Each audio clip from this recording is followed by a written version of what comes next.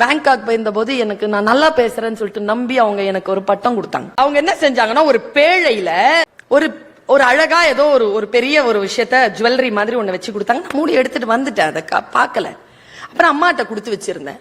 அம்மா தான் ஒரு நாள் கூப்பிட்டு சொன்னாங்க, ஏய் இது ரொம்ப நல்லா இருக்கு, நீ பார்த்தியான்னு கேட்டாங்க. என்னது இருக்குன்னு திறந்து பார்த்தா மாணிக்கம், நல்லா பெருசுங்க, முள்ளங்கையில வச்சாலே நல்லா இவ்வளவு 13 கேரட் சரியா இருந்தது.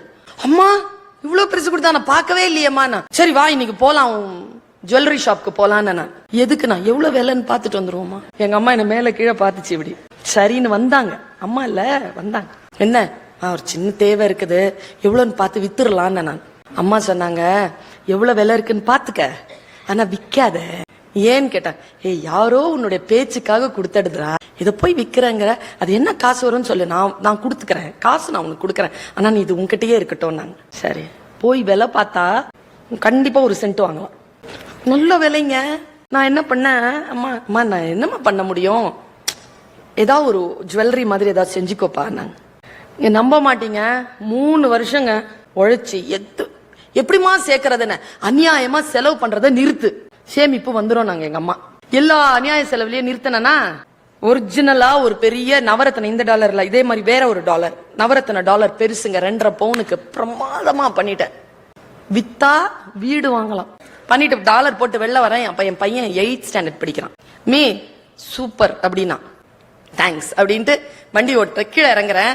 திரும்பி வந்தான் மேல பந்தாட போறான். அவன் என்னமே இவ்வளவு பியூட்டிஃபுல்லா இருக்குன்னா, தேங்க்ஸ் டான. இன்னும் 25 வருஷம் போனாலும் இதனுடைய டிசைன் அவ்வளவு பிரமாதமா இருக்கும் Meena.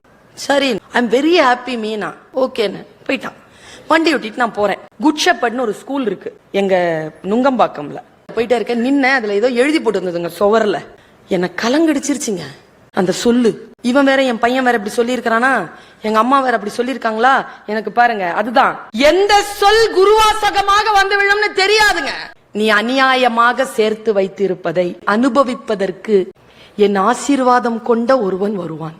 Even 25 years after 25 years உன் டிசைன் சூப்பரா இருக்கும், ஐ எம் வெரி ஹாப்பி. நான் பாருங்க எனக்கு அது புரிஞ்சுதுங்க. நீ அநியாயமாக சேர்த்து வைத்திருப்பதை அனுபவிப்பதற்கு என் ஆசீர்வாதம் கொண்ட ஒருத்தி வருவாள். என் பையன் தான் சொல்லிட்டு போனான். அப்புறமா தான் நினைச்சு பார்த்தேன், அநியாயமாக செலவு செய்வது மட்டும் மன அமைதியை கெடுக்கும் வழி அல்ல, அநியாயமாக சேர்த்து வைப்பதும் மன அமைதியை கெடுக்கும் வழி. அதை செலவு பண்ணிடணுங்க.